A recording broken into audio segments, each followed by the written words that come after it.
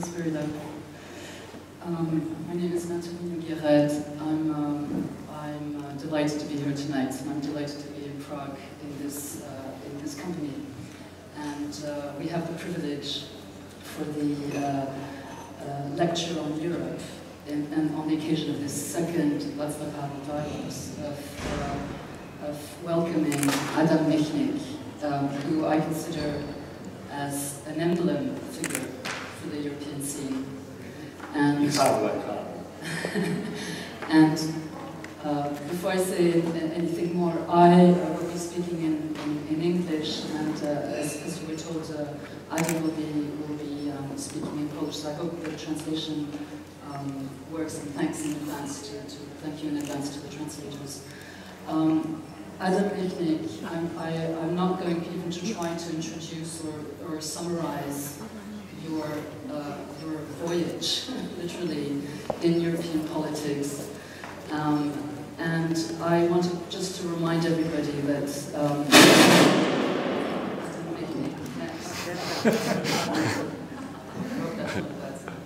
that's a HAVEL in 1978.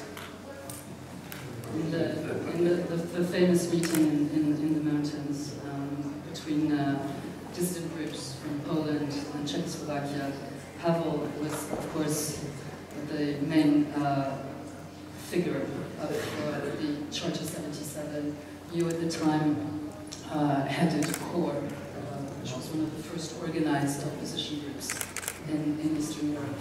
And this was at a moment when the effects of the Helsinki agreements were starting to be felt on that level of emerging dialogues and the possibility to focus and to speak out about human rights. And this year, this summer, July, August, is the 40th anniversary of the final Helsinki Act, which served as a launching pad, in a way, for many dissident groups. And I want to say something about the spirit of dissidence, and I think we've been having fascinating discussions today about Europe and its values and its identity, and I think a big inspiration today can still come, must come from the spirit of those who are ready to take risks and make great personal sacrifices in order to further the cause of freedom. And so I think that Adam Michnik is going to bring us some more inspiration tonight, and we will have a speech by Adam, and then we will have a discussion, and we have 1 hour. I've been ordered to end the discussion at 8:30, but we will, I hope, keep time indeed for you to be able to ask questions. So on that note, Adam, what are you going to talk about? Exactly.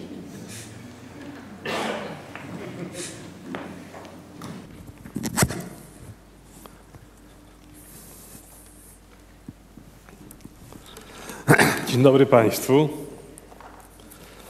Ladies and gentlemen, good evening. I'll be speaking Polish because I don't speak any Czech and I don't speak any English either. I understand a little bit Czech, as every Pole, and I can read a short article in New York Times in English, but that's about it. I speak French and Russian, but today, speaking French in Prague, it doesn't make any sense, and speaking Russian would be rather perverted, so that's why I'll be speaking Polish. Looking at Václav Havel now, I'm rather moved. I knew that guy for years. We were friends for years. And what I really perceive as a highly topical issue today is Václav Havel's legacy, Václav Havel's conviction that politics have to start with you. If you want to be engaged, you have to start with your behavior, your life. You have to serve example. You have to act in a certain way for people to be able to follow you. I think you remember the figure from Power of the Powerless, the guy, the head of the grocery store, the guy who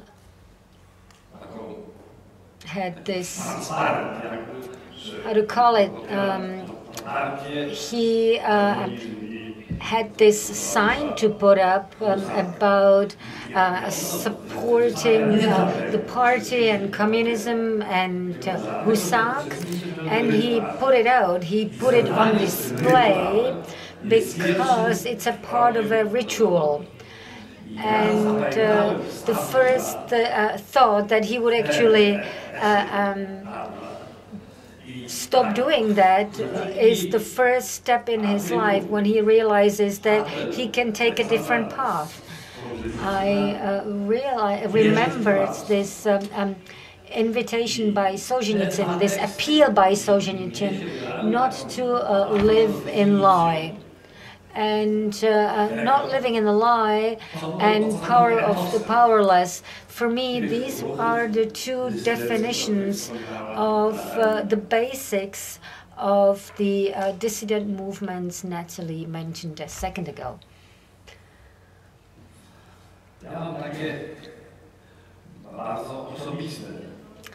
I have this very personal memory of Václav Havel at the first meeting, which indeed took place high up in the mountains. The Poles came there with very revolutionary thought, but our hands were empty. And Václav Havel, because he was a citizen of the Austrian-Hungarian Empire, he had bread in his backpack and sausages and all that. And after we've eaten everything, he pulled out a bottle of Czech Jägermeister vodka. And it's a typical Czech vodka with a Jägermeister on it, a hunter. And on the label, you've got this hunter in a folk costume with a rifle, like a hunting rifle. And Havel put this bottle on the table and said, Adam, if we have no socialism with human face, we'll at least have vodka with human face, with the face of this Jägermeister there. And to my opinion, his texts, Václav Havel's texts, gained unexpected momentum these days because the current European experience, especially Eastern and Central European experience, is an experience of powerlessness. We've been witnessing things going in different directions, but we don't have enough power to stop that, to prevent that.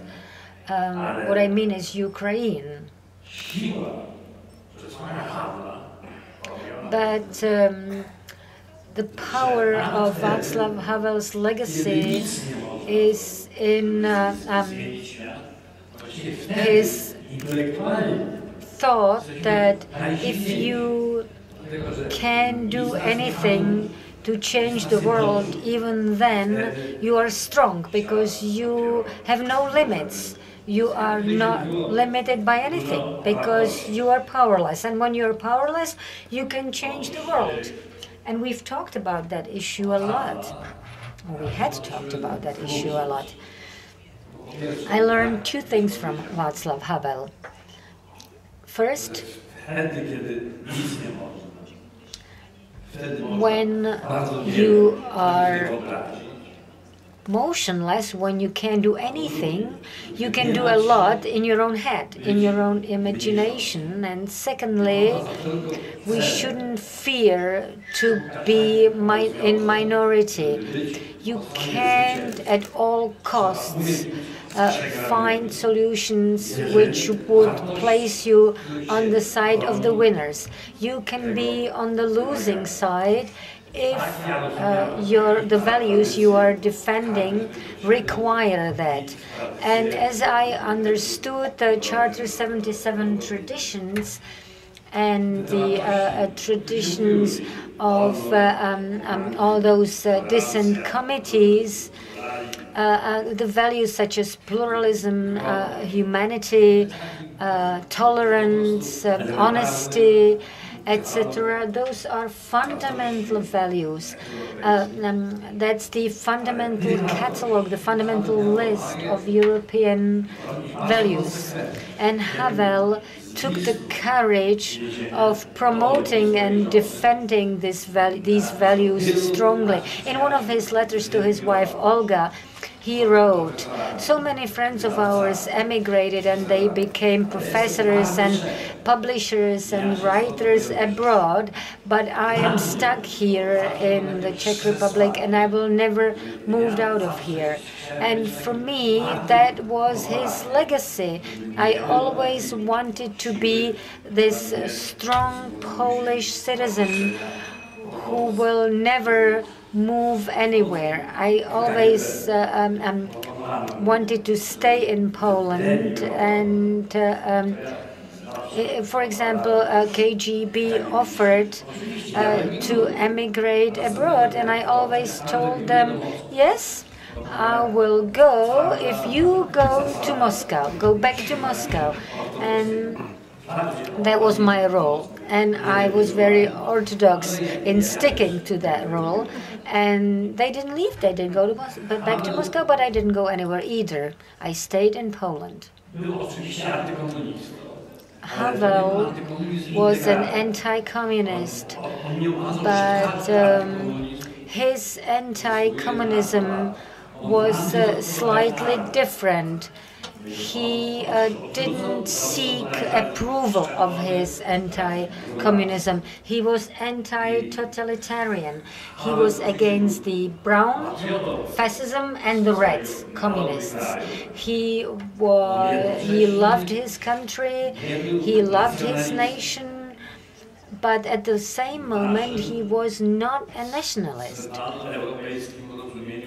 And in this Central European perception of the term nationalist, he was not a nationalist. He did not think that worshipping of your own nation is the right way through. For this reason, I consider Havel a European citizen. He had no doubts concerning whether this country belonged to Europe or not.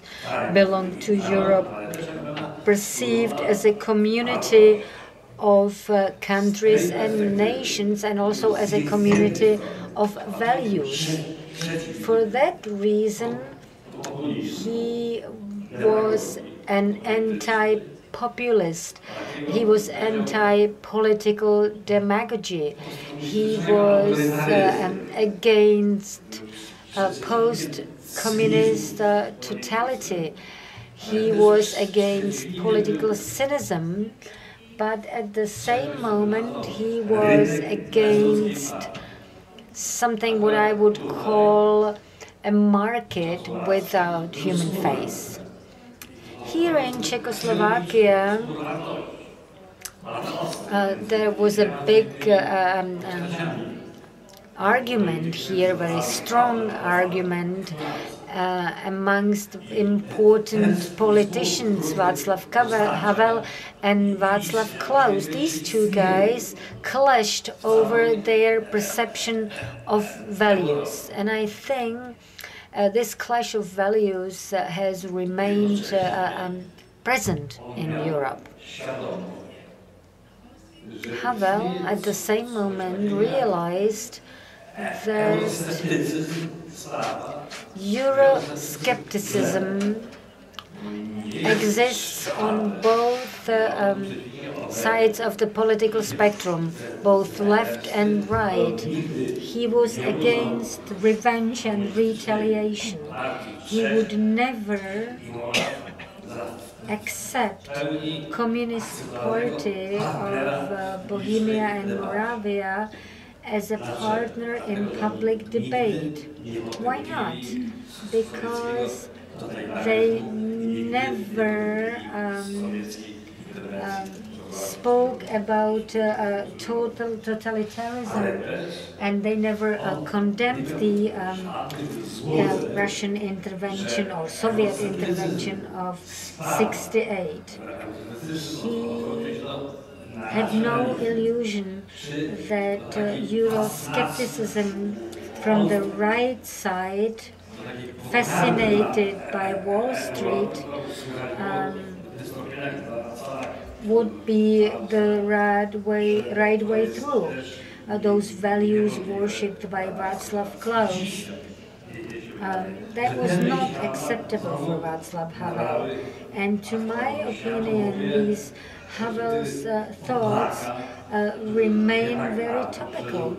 I'm speaking from the Polish point of view. I was rather shocked a while ago when I saw the results of the presidential elections in my country.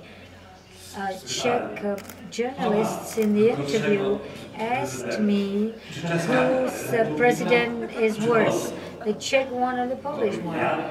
And I said, concerning the Polish president hasn't really managed to do anything bad, but optimistically speaking, he'll sooner or later do something wrong. But in the wider perspective, from my own experience and from the Czech and Polish experience, and also from the Hungarian experience, which is now led by Viktor Orbán, we have all right to fear that after the period of velvet revolutions, we can expect velvet counter-revolution and a slow movement over to authoritarian regimes. And it's a threat not only here in Central and Eastern Europe, but also in Western Europe. Our colleagues, primarily the colleague from Moldova, was talking about Europe and the European Union being corruption-free. Congratulations on your optimism, sir, because it is highly optimistic what you said. Corruption is the same as prostitution. It's the oldest phenomenon, one of the oldest phenomena in this continent, and corruption scandals in Italy, Berlusconi, for example, they show that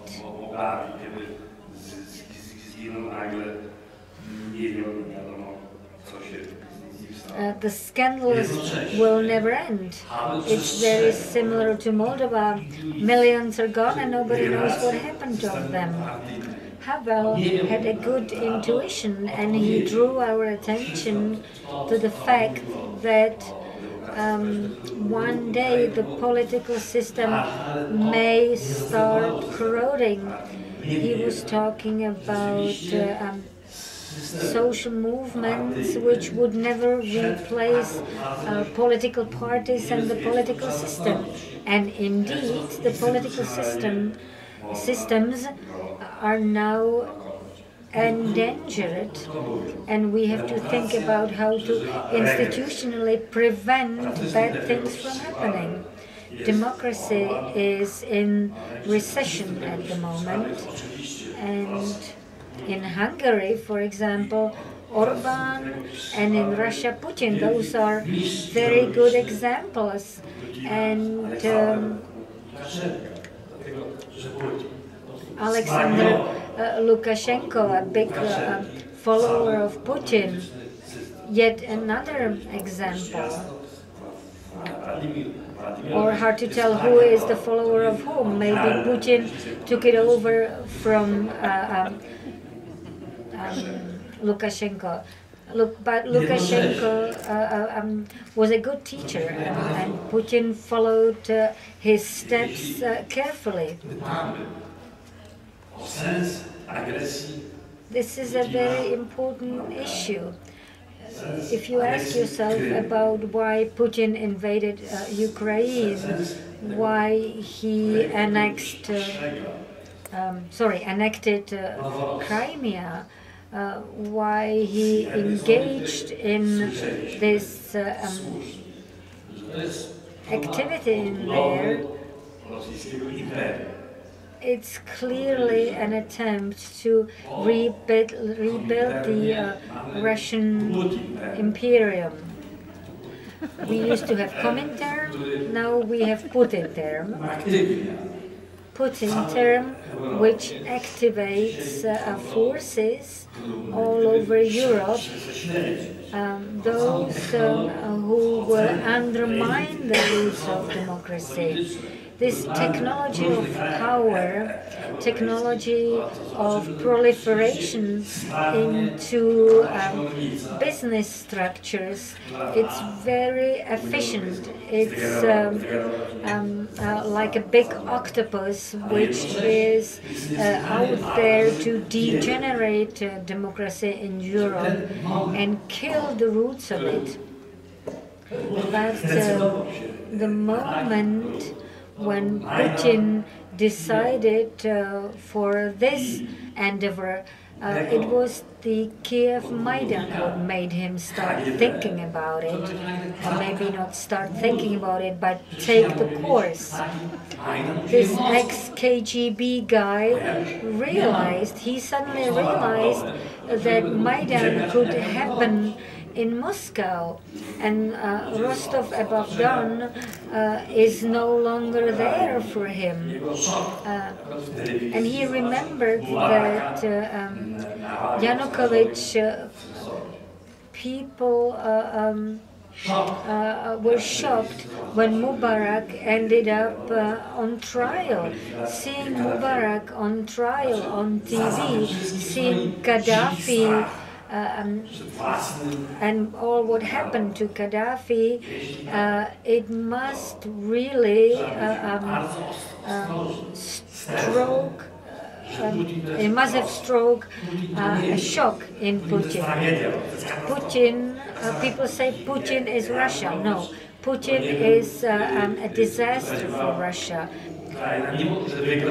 Yanukovych was a disaster for Ukraine, even though he won in democratic elections. It was not the Ukraine we know. Oftentimes, I listen to people speaking low about Russian opposition and talking about Russia being Putin, Russia equals Putin, but it's not true. Under the Soviet Union, people looked down on Russian dissidents as not being powerful enough, as not speaking out. These days, in Moscow, we have the memorial of Andrei Sakharov, and there is no memorial of Brezhnev. There is no Brezhnev statue. Remember that.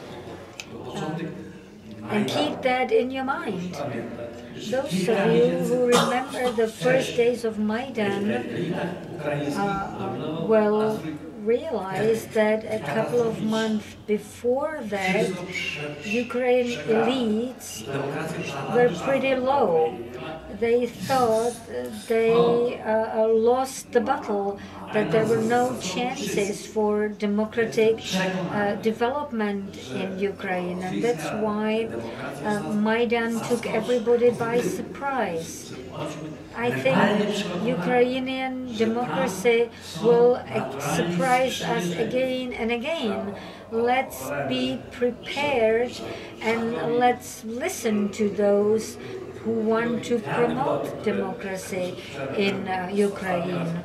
The other day I heard two things in Moscow, and I told about it to Jacques Ruplik. I spent 3 days in Moscow. I was giving interviews, or actually I was giving this one big interview with Alexander Naval. Joke.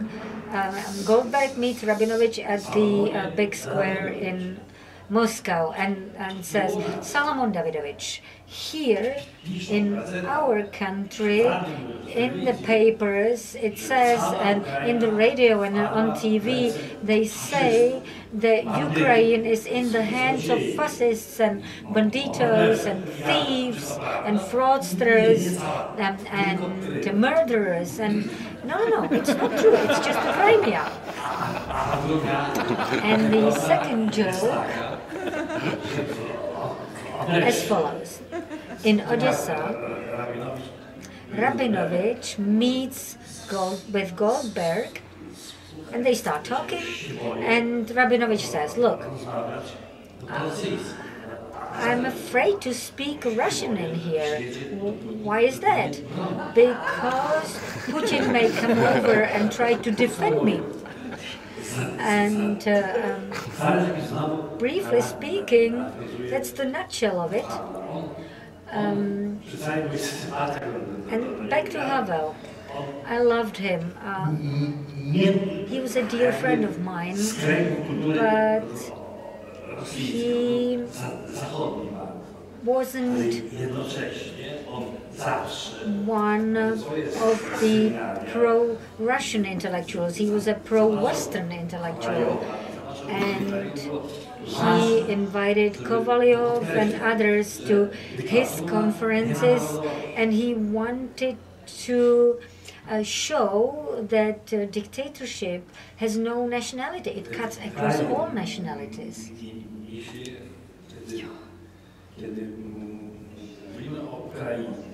When speaking about Ukraine, I have to admit that I did not expect the European Union to be that active there in the Russian-Ukrainian crisis. I feared that in the European Union, politicians would think that it's a local conflict somewhere east of our borders, something we have nothing to do with, something we don't care about.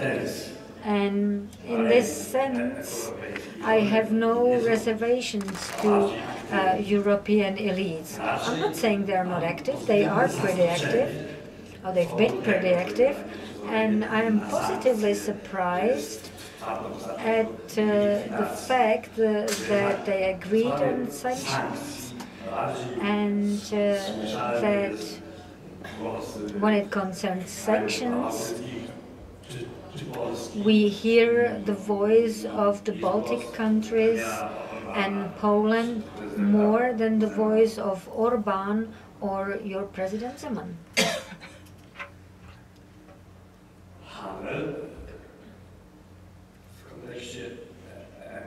Havel, in the context of Europe,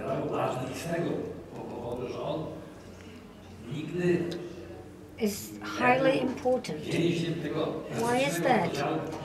Havel had never been a person who would have this black and white perspective of this is the right and this is the left. No, he was very open-minded in this sense, and he never really followed this black and white, right and left path. Concerning Ukraine, we've got this specific coalition, extreme left and the extreme right, which supports Putin's policy towards Ukraine. And at the same time, it seems that for Václav Havel, and he wrote about it in connection with Heidegger, and he was fascinated by Heidegger, and he was also fascinated by Petočka, whom he admired. He perceived this warning in there, warning against atheist civilization. Havel himself was not religious, but he was convinced that there is no healthy society without metaphysical issues, without religious questions pending. And the question remains what to do with it. Jacques Rupnik talked about it today. Intellectuals must give hopes, and they are here, and Havel would agree with me, to ask questions and to pose questions which we will have to answer. And looking for answers to questions enriches European democracy. There were two issues which were extremely important for Václav Havel. One, the sense for irony.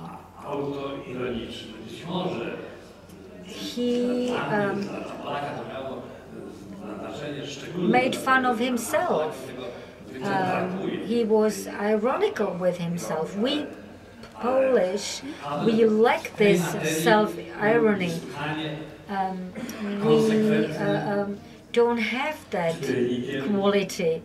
But Havel was a very keen reader of Czech literature, very careful reader of the Czech literature in this sense. And he always kept explaining to me this duplicity of Czech spirituality. On one hand, you have Franz Kafka, and on the other hand, you have John Huss and heroism. So in the Czech spirituality, you have space, enough space for these two poles, which are like water and fire. And this Havel's mission, this very key mission of Havel's, was complete denial of violence. Havel was absolutely against the split up of Czechoslovakia, but he concluded that it's better to divorce, to go for this velvet divorce rather than divorcing in the Balkan way.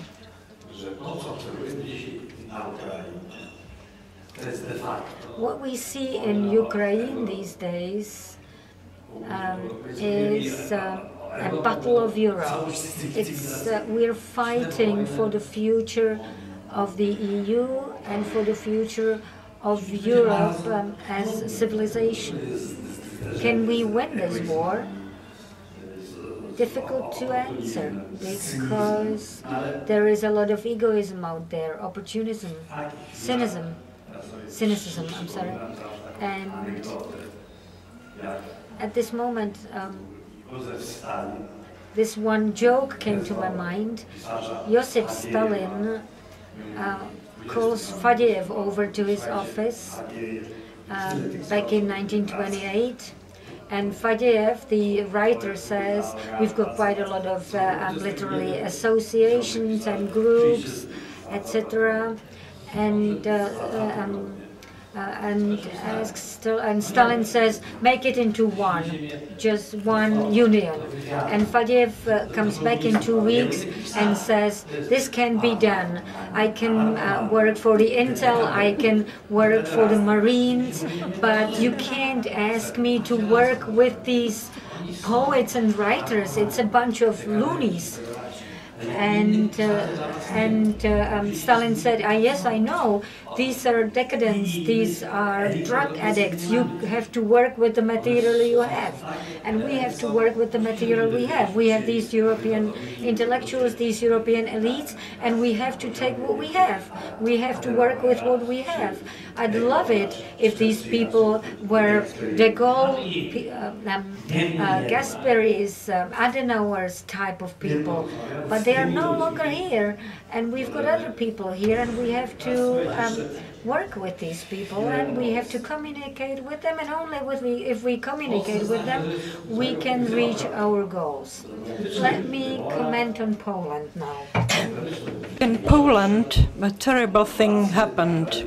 In democratic elections, by democratic decision, Poles have elected for president, a representative of a group that states that Poland today is a condominium of Germany and Russia, and that Putin, together with Donald Tusk, have attacked the Lech Kaczynski president and similar nonsense.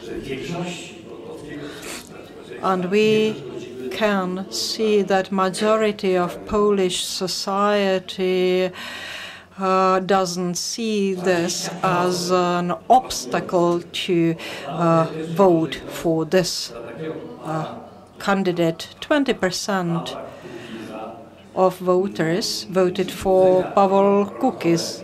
He is a rock musician who had nothing to add, nothing to say, apart from the fact that he is for one mandate electoral districts, and he said nothing more. So young generation voted this person. Question we are asking in Poland is the following. On what happened? The candidate of Prawo I Sprawiedlność, Mr. Duda, was voted for by a conservative Poland, rural areas, provinces, small towns, xenophobic part of the society, very sensitive to issues like homophobia and similar. The main source of wisdom for them is a Catholic priest. This is one part of the electorate. The other part of the electorate is the youth who voted for the rock star. They are young, educated people who suddenly make an absurd move, a protest, rebellion of a generation which is not interested in removal of communism and dictatorship. This is of the same importance to them like Hitler's loss. They were born in a democratic country. The borders are open, so what's the point? On the other hand, unemployment, very bad work contracts, blocks their future, and this is how they express their rebellion. Very funny way.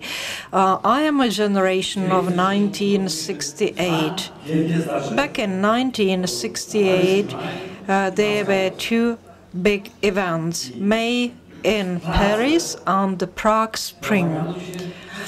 In Prague, people wanted very simple things like freedom, tolerance, respect to human rights, pluralism in culture, perhaps in policy. France, a very rich country, where the Gaulle was leading the nation, de Gaulle, who has won the war for the French, a democratic country, richer and richer, tons of people suddenly appeared in the streets. Why? Because the authorities didn't agree with co-education in tertiary education, and there was a riot, conflict, rebellion. France was shocked. Students that built barricades and throw Molotov's cocktails. They had transparents with Lenin, Trotsky or Mao Zedong. So, can you imagine something that would be more stupid? So the young Poles who voted for the rock star were even more stupid than the young French who wanted Lenin and Mao Zedong in Paris. We have to take our lesson from this development. In Poland, we say, what does a farmer do if a strong wind or rain destroys his harvest? Starts from the beginning. Has to seed and start from the very beginning. If my dear friend Václav Havel could hear me, he would tell me, Adam, you're so very pessimistic, but you should know that in Poland it is not difficult to be a pessimist. In Poland, you should be an optimist. You would be more attractive for women if you'd be more optimistic. I could continue like this longer. Thank you very much for your attention. Já vám moc krát děkuji a organizátoři mi řeknou, jestli máme čas na otázky. Ano, máme chvilku. Adame, moc krát děkuji za tento ponor do Havlova světa, do toho, co si myslel on o Evropě a co si o ní myslíte vy. A já bych chtěla vznést jednu otázku. Říkal jste, že musíme nalézt řešení s tím, co máme k dispozici, s těmi, kdo jsou tu teď. To jsou ti evropští vůdci, kteří zde jsou teď. A podle vás, co by Havel vzkázal těm současným evropským vůdcům a konkrétně Angele Merkelové, ty pochyby, cynismus a řešení situace na Ukrajině, jak by toto předestřel a co by vzkázal současným vůdcům a především paní Merkelové?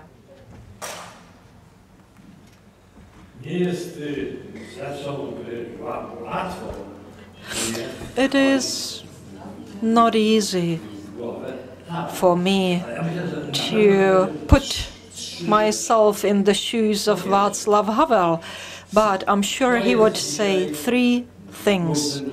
First, who is the main admirer of Putin in Germany?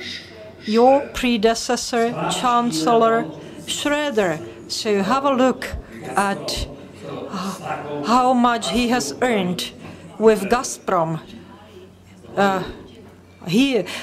protects and defends Putin's interests fiercely. And he would also tell her, Angela, if you speak to Putin, always keep in mind that he is such a guy that when you give him your hand to shake his hand, count your fingers as soon as you have your hand back. And the third thing he would tell her, Roman tradition, which is our fundament, tells us that civis pacem para bellum. If you wish to have peace, get ready for the war. Putin, we've talked about Putin today. He's not a common politician who would only think differently or in a different box. Here and in this respect, this politician is very different than Yeltsin was. Yeltsin was also not a common politician, but he tried to be. Putin does the very opposite thing. Simply put, or in simple terms, Putin uses gangster and mafia methods. He has introduced their methods to European politics, and based on these rules, he approaches Europe. For Havel, this would be obvious. At the same time, he would say another thing. Angela,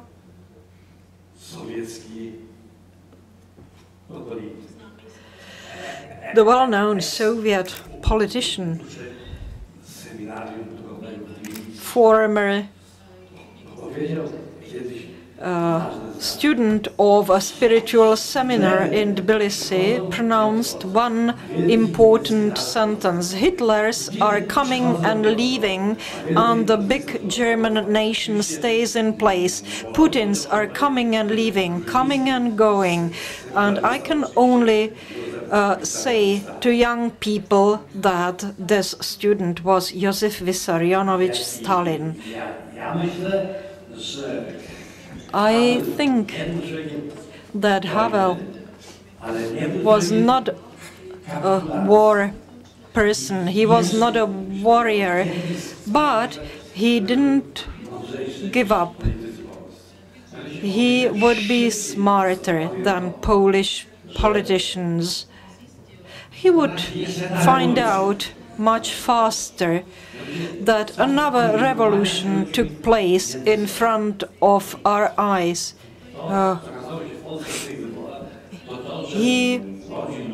This was obvious during the past Polish elections. Young people live online. This is how they communicate with each other.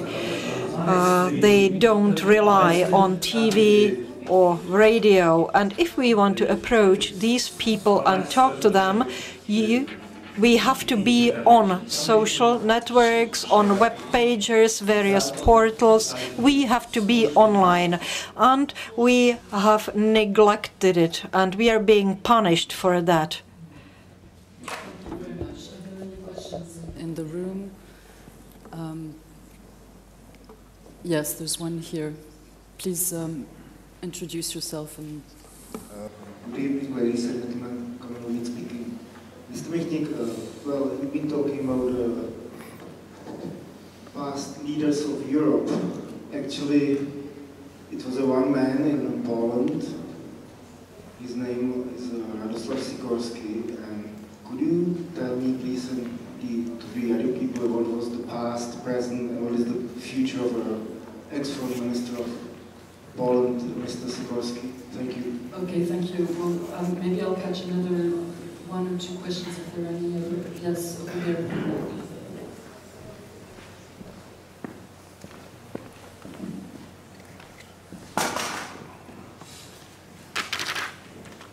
Thank you very much for your speech. You said many interesting things. The one thing that struck me, and maybe interesting to hear more about, was that you said that today we are powerless. And I and that in a sense echoed the powerlessness that Václav Havel felt, experienced, and gave a wonderful example on how to oppose it. So I wonder if we can expand on this. I mean, if we, and I suppose we mean people in this room, people who believe in a certain set of contestable but agreeable European values, intellectuals, people who believe in a Europe which is not nationalist. If we are the powerless people, what is the example from our powerlessness that we could do? How can we make a sort of Gandhian value out of it? Thank you. Shall we take a full question, or I don't know if you want to tackle those two? Mogę od razu odpowiedzieć. Więc I'll answer now. silni jesteśmy dlatego, We are powerless because if we every day go to the internet or watch TV and see people killed in Ukraine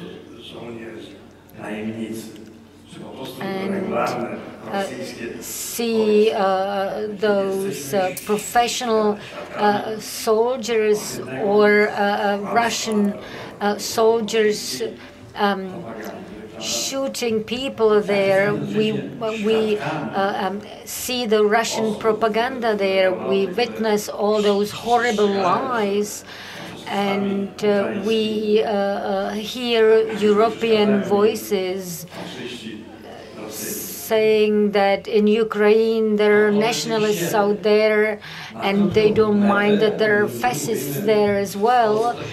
That makes me feel powerless. We always, I call it that, you know, I say a knife is opening in my pocket. I feel like stabbing somebody in their back. And that's the powerlessness which I feel, which should mobilize us instead of demobilizing us. This anger should remind us of the fact that history is not over. History keeps repeating, and even though Francis Fukuyama's thoughts, actually Francis Fukuyama was misunderstood, will never be over. Fukuyama and his book is more and more interesting than the title of the book, which is, by the way, misleading. Concerning powerlessness, I am a good example of that. I can say, okay, what can I do? Democracy is worth this and that. It's got its value. In Poland, people elected democratically these representatives of ours.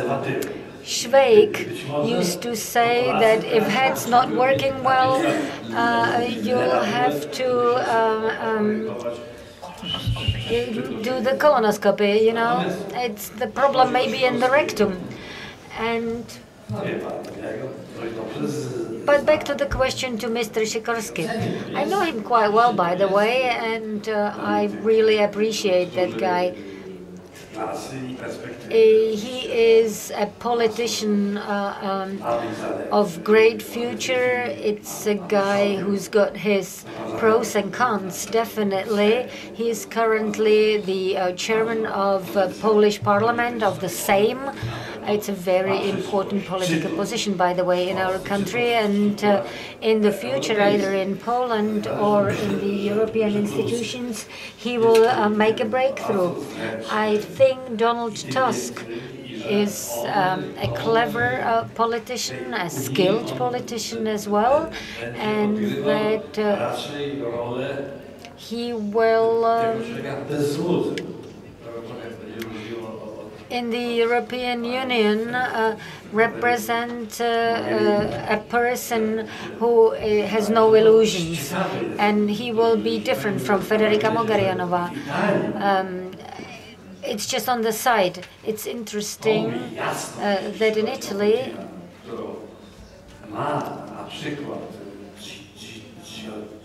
they are clear about Putin. Giorgio Napolitano is an ex-communist, by the way. Is very clear about Putin and what Putin is about.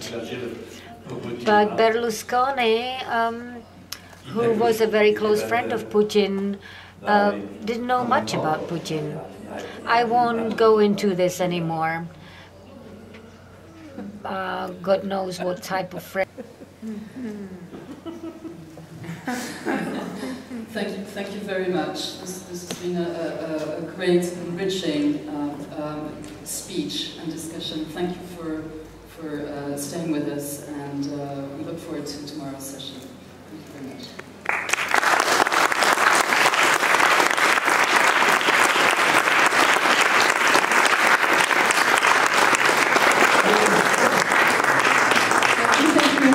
Thank you, Natalie. Thank you, of course, Adam. It was wonderful. And I have a wonderful opportunity to ask you, everybody, to join me for a glass of wine. We have one little problem. And the problem is that we are not in the mountains, and I don't have the Czech vodka with human face. So I have to ask Adam to make a choice of red or white. I know it's hard for you, but I apologize. Natalie and everybody, please, the wine is ready. And I hope you had an enjoyable day. Many thoughts were brought up to your attention, many questions, and I hope to meet you tomorrow at 9:30 here back in this auditorium. Thank you very much.